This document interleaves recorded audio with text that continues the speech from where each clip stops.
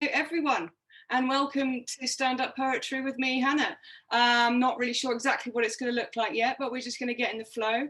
I mentioned earlier that being seen, I've had a few blocks to being seen recently, so I'm kind of throwing myself out there and doing this for all of you today. Last time, actually, I was in the Colours of Love Triangle of Dreams, as I like to call it. I asked the universe for creative inspiration, which in hindsight was extremely reckless of me, knowing full well that most of my best inspiration comes from tough challenges and times of darkness. But it feels really good to have kind of a year or so on to be here and to be able to share some of the creative fruits of the past year and some old classics as well. So thanks so much for setting up this space so I can do this. And yeah, I hope you enjoy the poetry. Before I begin, a little bit of parental guidance. If anyone's got any little ones running around, great. I do swear. I am going to make drug references, and I am going to talk about some adult themes. So you might want to put earmuffs on them or send them out of the room for the next half an hour. Also, trigger warning. Any of you who know me know I don't skirt around topics like depression, etc. So if anyone's feeling particularly fragile, I'm just putting that out there as a warning. So far, I've not had anyone self-harm after watching some of my performances, but I'd like to keep it that way. So I said I was going deep, Gwen. Don't pull that face. Okay. So yeah, this first piece is one of the first pieces that I wrote, and it came to me when I was feeling pretty low and I was beating myself up for all the creative projects that I've started but not finished, and it's called ADHD. Apparently as a kid I got diagnosed with ADHD. I don't know for certain, I wasn't really paying attention. You see, I find it hard to concentrate on stuff that doesn't really hold much weight. It's not that I'm unintelligent, more of a genius who just finds lots of stuff irrelevant and boring. I have infinite ideas, but for each of my ideas I have infinite fears, so I get trapped between my ears, between reality and potential. One is finite, the other exponential, but I can't move. I'm a master procrastinator, a serial Tinder dater. If a job's worth doing, I'll come back to it later. I start a lot of projects that I'm never going to finish. My enthusiasm for them starts to diminish. It's a wonder I finished this poem at all. Thank you. Actually, that was in jest, but there were 2 weeks between that last line and finishing the rest. I'm not exactly happy with it. It could be much better, but the irony of not finishing it was just way too meta. Try Ritalin, they said, a prescription med to declutter my head. They didn't tell me I would not be able to go to bed. My whole body had a permanent erection. I spent 4 hours alphabetizing someone else's DVD collection, robotically doing something pointless for someone I didn't even know. It was like being back in my old corporate job, but this time while snorting blow. Well, apparently taking meth to work or study is now the norm. With an apparently Ritalin is just capitalism in pill form. I confess, I want success so I can impress and progress. My bedroom did get very tidy. But wait, I digress. For what I gained in productivity, I lost in creativity. And I'd rather hold on to that and let the rest be a mess. If something requires that much effort, it's probably not your jam. And so what if I lack the focus to pass a maths exam? I bet nor did Ernest Hemingway. We got calculators anyway. The world needs creatives to unfuck it a bit. The problem then is getting them to get the fuck on with it. Well, I'll finally finish this poem and I feel proud of myself until I think about that half-written book that's not yet on my shelf. That's that one. Thanks ever so much. Woo! Woo woo! Yeah, validate me. Woo! Woo! Thank you. My face. So happy to hear it again. I love it. Whoa! Thank you so much.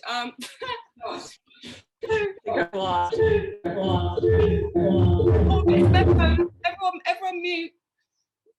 Okay, cool. Thank you. In the nicest possible way. Shut up. So yeah, so about this time last year, I got made redundant. After I got back from Thailand, I got made redundant from my job. So I basically spent the last year physically trapped, financially trapped, all sorts of trapped in my flat, being rejected from jobs. And yeah, I've had some low points. And I think at the peak of the last lockdown, I hadn't created or written anything for ages. And I woke up at my usual wake up time about 2 p.m. and I lit a spliff and microwaved last night's shepherd's pie and cracked open a Guinness. And I wrote this. And it's called, rather imaginatively, it's called Spliff, Shepherd's Pie and Guinness for breakfast. Spliff, shepherd's pie and Guinness for breakfast, then back to bed for the 57th episode of The Vikings as the recycling pile ascends and resembles the opening scene of a dystopian film. I'm going to go for a walk today. I'm going to go for a walk every day. I'm going to start jogging. I'm going to start an Excel spreadsheet for the job applications I'm going to be logging. I'm going to delete Candy Crush. I'm going to stop drinking, stop smoking, then hopefully stop wheezing. I'm going to start batch cooking vegan meals, labeling and freezing. I'm going to delete Candy Crush. I'm going to paint the bathroom, fix the bed to stop it rattling. I'm going to get on with that second half of a book I started when I was traveling. But I'm unraveling. I'm forgetting who I am. I can only think of things I can't do, got no interest in the things I can. When was the last time I had a wash? I honestly can't remember. Though I distinctly recall cutting my toenails around the middle of December. Maybe it's time I did a master's. Start a YouTube channel and get shitloads of subscribers. Maybe I should have a baby. Or maybe my future actually is in cyber. Maybe I've left it too late. Maybe I should meditate. No, fuck being present. It's shite today. I dwell in the past when I can. I try and look forward to brighter days, but they're impossible to plan. I've forgotten the next line. I had aspirations of meeting friends this month, turned out to be delusional. The most fun I had, without a doubt, was at my mate's mum's funeral. I think I'll stay at home today, wait until things are nicer. I know going out would do me good, but it's not worth risking this life for. That depressed me, Jesus. Don't worry, we'll line it up a bit again now. So yeah, sometimes I get sad. Sometimes we get depressed. And, yeah, speaking for everyone. And actually, yeah, funny enough, this is random, I was at Guy's Bar a few years ago. I'm sure most of you know Guy's Bar, Koh Phangan. And it'd been a long session. I've had a great time. Thanks, Rochelle, I love you too. And I was kind of walking out of Guy's Bar, and no, I didn't have a big grin on my face. I'd exhausted all my serotonin, but I was fine. And this guy walked, this dude I didn't even know, he came up to me and he said, "Smile." And it's not the first time I've been told to smile by a man, actually. I know women can tell you to smile as well, just don't tend to as much, I don't know. And I was so full of rage and emotion. I wanted to say so many things to him. But obviously I just went, and then ran off. Anyway, fast forward however many years, and recently I finally worked out what I would have liked to have responded to the guy who told me to smile. Smile? Mate, I think you've made a mistake. This resting bitch face don't mean I got the face ache, but now you're asking for a piss take, so strap in. Rest assured, if I had a problem with you, I would tell you. If you weren't here, I'd probably bell you to compel you to sort it out. I might do a Facebook post, write you a letter, or even better, write it into a poem and then perform it in front of a room full of people to, you know, give it some clout. You see, this is not a pretty smile. This is a wonder whether she's right in the head and politely requests she doesn't do it in bed kind of smile. And maybe me not smiling has nothing to do with you. Maybe I'm lost in shame, blaming myself for things I'm scared to admit. Maybe I'm stuck replaying mental tapes of times I did awkward shit. Maybe I'm just feeling the weight of the world. Maybe I'm sifting through the pieces of my life that just unfurled. Maybe I've just found out I've got a disease. Maybe I've got crippling pain in my knees. Maybe my flat's at the end of its lease and the rent increase fleeced me of my inner peace. What's that, mate? It might never happen. Maybe it's already fucking happened. Maybe it was worse than I could have possibly have imagined. Please, not what I need to hear as I bleed with a tear for the children I fear I might never conceive. Not what I need to hear as I struggle to chase a dream I find hard to believe. Maybe I'm done with the constant fight to feel all right. Maybe it's all right to be uptight all night and downright frightened. Fuck the constant pressure to act enlightened. The end. I won't pretend I'm fine. Maybe I'm done with all the spiritual bypassing. Maybe after 10 Zen master classes, I'm still a disaster, tired of kissing your fake spiritual asses. So whilst you're breathing in light, breathing out darkness, masking your childhood trauma with laughter, let me sit with my shit for a bit and come preach to me after. So then I was kind of pleased with myself, right? Because I roasted the jerk. The corner of my mouth lifted into a smirk. My miserable mood began to perk. It occurred to me, smiling might actually work. Thank you.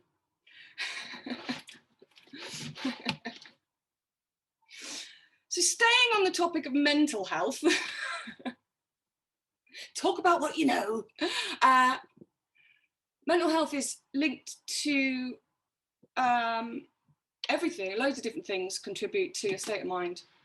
But one of the things that is well known to have a big impact is the weather. Now, if you're like me and you spend most of your time in a flat in the centre of London, in the UK, that means you're pretty fucked, because 90% of the time when you look out the window, you just see grey. And we kind of always look out for blue skies. We're waiting for these blue skies until we can be happy. And I kind of thought, wouldn't it be great if I could reframe for myself how I see grey and try and see the beauty in it? And you get where this is going. I've written a poem and it's called Grey.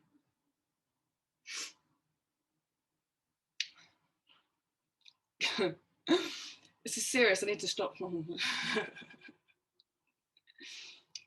Another grey day. Great. I can't wait to navigate my fate whilst balancing my ever fluctuating mental state. So I gyrate to placate my irates and say, fuck it. Choose love, block hate. So I ignore the pitter patter. Shh, the chitter chatter. Get super selective with what I'm feeding my grey matter. I don't need that monkey getting any fucking fatter. Only then can I remember the truth. That grey is a goddess, the universal mediator. She'll never win a beauty prize, that's why most people hate her. Well, I rate her. She gives 0 fucks anyway. She's got a job to do, get out her way. She's obscuring the view to shift your focus onto you, because against grey, colours are brighter. So she holds the sky as the darkness fights her, inviting you to shine stronger, to light her. So like the sun, I rose and chose to glow despite her. So I like her. Grey reminds me of the realness of reality. I can really feel her glaring lack of clarity. 35 years old, made redundant by a charity. Hilarity. And whilst I'm glad to be released from the repetitive banality, it was sweet to meet my inner peace through service to humanity. There's a sense of satisfaction when work throws all that it can at me. Lose that, I lack distraction from the world and my insanity. Thank you. I'm not always down in the dumps and battling with my mental health. Not always. I've proved I can smile and sometimes I occasionally laugh as well. And my laugh, if any of you have heard it, is kind of a bold laugh. It's kind of machine gun-like. Not to everyone's taste, don't give a shit. But I did give a shit for a long time. I used to be very self-conscious about my laugh. And I was doing a bit of therapy not that long ago. And I basically managed to track the point where I got this complex about my laugh. And I was about 15 and I was working in a pub, completely legal.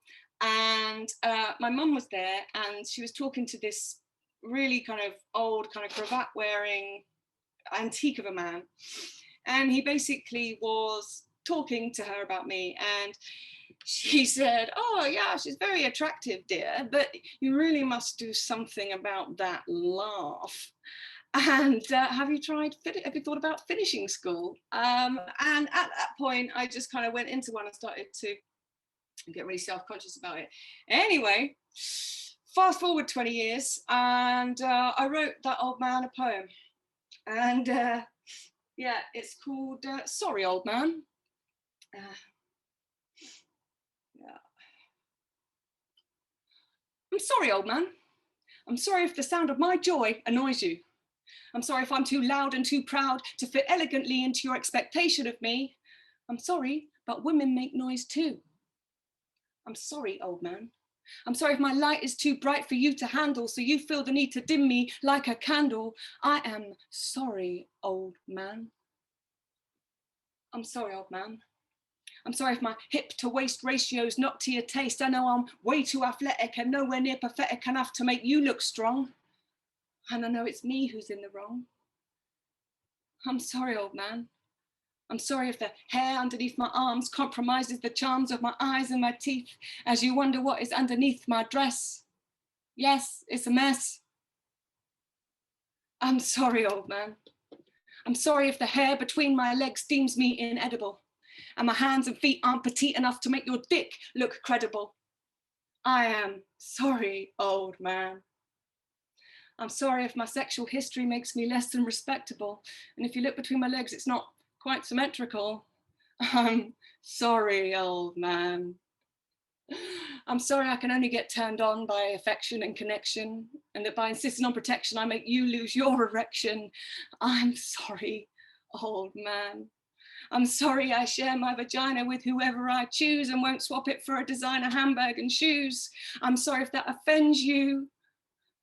Dude, it's almost 2022.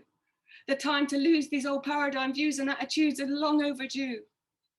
I am who I am. I'm glad I repel you. I don't give a damn. Hope my words might compel you to take stock, examine your toxic masculinity. The dance of our sexes will last an infinity. It's time we rejoiced in each other's divinity. Let's celebrate our differences. We're not the same, we're equal. But your turn at running the world is over. Get ready for the sequel.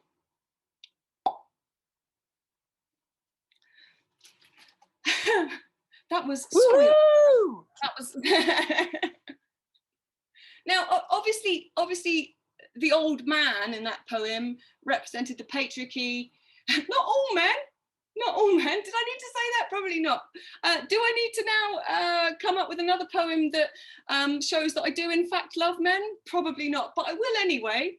Because I loved a man a lot, and I gave him my heart, like totally and fully, and he threw it in the bin, and that hurt. And I wrote this poem, and get your tissues ready. It's called The One.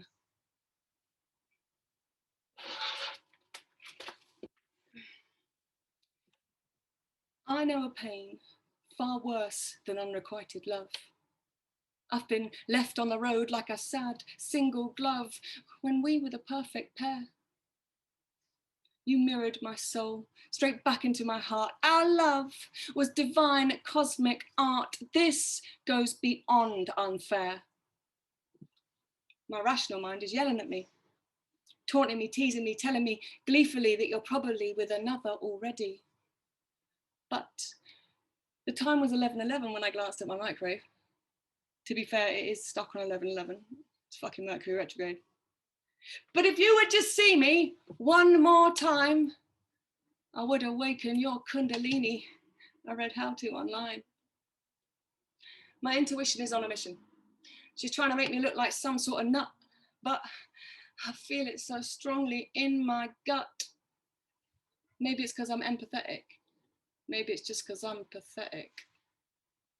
To be fair, I've only checked your Instagram twice today. It's hardly stalking. I didn't have to look that far back before bulking at pictures of you and your ex in Torquay. Whatever. Skinny thighs, but eyes way too close together. Now I'm sat here, ridiculing my very being, searching the web in hope of seeing some sort of clue that what I feel is some sort of true. But there are no twin flames. You're not my soulmate. Get over it, Hannah. It was just the one date.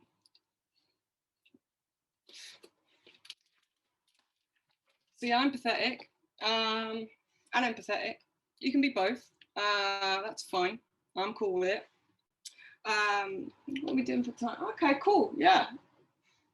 Time is going pretty well. Yeah, I'd like to finish off. So we've got a little chance to have a little chat at the end before the next thing for Zach and his poetical offerings, which I'm really looking forward to. I'd like to finish off by talking about something. I don't want to leave it on like a sad note, but something really, really upset me over lockdown. And basically, I was avoiding going to the shops as much as possible. So I was getting a lot of my groceries delivered.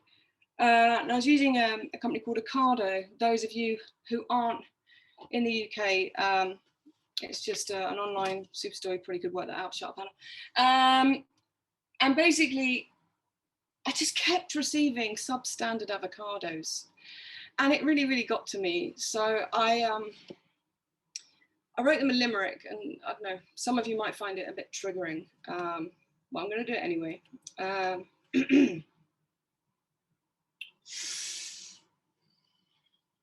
Fuck you, Ocado, another bad avocado. I'd rather go and pick my own. But I don't have a car though. Thank you, thanks very much. Yeah, I mean, that's it really. I mean, I was just going to end on that. Do you know what I mean? I just think that's, yeah, I'm done. Bye. You can see me in the mirror, that's so uncool. Woo! Thanks to everyone for listening. Thank you. That was Thank fun. you. Hannah, what a G. I mean, like I said, the way you transmute your emotion and your life experience into just the most amazing art. You are a legend. And I know it's not been an easy road since leaving Thailand, I know. But the reality is what you've transmuted is like life-changing for us here and everywhere, you know. It's powerful what you share. It really hits me in the heart. So thanks for being so vulnerable. It's fucking amazing. I love you so much. I love you so much. Wow. Best lols. Best lols. Thanks, everyone. Has anyone got any questions for Hannah? Does anyone want to pick Hannah's mind? When's the tour? When's the tour? We've got a question from Michelle. When's the tour? I'm just seeing some of your comments there. Thanks so much. I'm not very good at receiving compliments. Just thank you. The tour. Well, do you know what? Actually, if I'm completely like, this is kind of like that was a 20-minute set that I just kind of did for you. Oh, sorry. And the idea is, as I'm developing other stuff. The idea is to get that up to kind of around an hour. And kind of intersperse some of the poems with some stand-up as well, and then yeah, who knows what I'll do with that, but it's growing at its own pace, but it's getting there. So yeah, I'll let you know. Watch this space.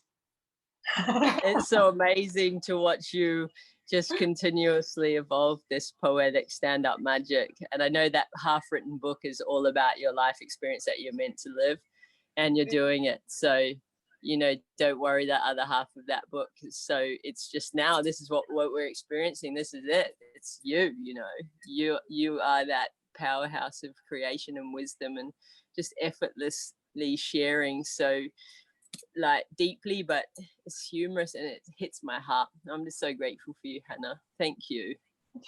Thank you. Thanks so much. Thank you so much. I would just like to also just say thank you to Hannah, because I don't know many people. In fact, I think that you are the best at sharing some of the most difficult and challenging experiences that we have in this life, and turning them into a journey that we can all find solace and resonance in. And really, I haven't heard all of your poems in a stretch like that before. And I'm just, it's so beautiful to bring the awareness and the wordsmithery and the humor to the parts of life that pain us, because we realize we can ride them if we express them. And I just want to say from myself, thank you so much. That touched my heart so much. Really, you make us feel safe to share the truth, and that's not always pretty, is it? And it's like really a powerful gift you have. So keep doing this. This is your calling, babe. This is really what the world needs now. They need truth speakers and, you know, the truth sayers, and that's it. You know, you're fucking amazing. I love you.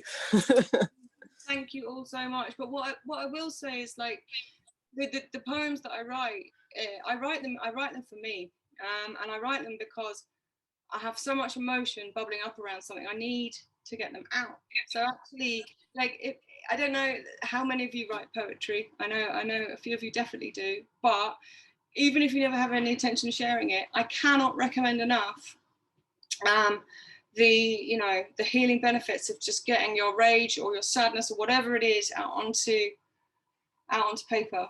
Because it's helped me a lot through some dark times. So yeah. Cheers. Yeah, well, we're standing by with your evolution, and I know that we're going to keep creating amazing spaces like this for our community to have a platform to continuously share this wisdom. And, you know, your life experience is so potent because it hits us as well. It's just a reflection to all of us of what we're going through, just in different ways and at different times and in different spaces, you know, but we all have to navigate this stuff. And so being so truthful and sharing it so vulnerably in such a poetic, comedic way, it's just, yeah, it's really, really potent. And like I said, I can't say thank you enough. Well, thank you for creating a space where I can share some of it, because there really hasn't been that many opportunities to do any sort of performance over the last year or so. I thought I'd kind of forgotten how to do it, and I haven't. And so this is really for me today, a time where I really needed a lift. So thank you, Colours of Love creators, for creating this space, and for everyone who's bringing their offerings today. I can't wait to see more. And I love you all, and I hope we all get to be somewhere lush together soon, doing, you know, ridiculous things. Oh, that part is a given, you know. That part is a given, and now I really can wholeheartedly say you're so ready to be seen now. I feel 20 times more confident than I did this morning, and it's just, you know, I say I'll do these things, and I go, oh no, I can't. and then you grow. I think we're all introverted extroverts, right? But my introverted extrovertism is so. There's so much disparity between the two. I either want to hide under a rock, or I want to put on a woman show. Moving feminine females forward 0% today, Hannah. Wow. Oh, well, thanks for joining us, my love, and I know that we'll be seeing more of you soon.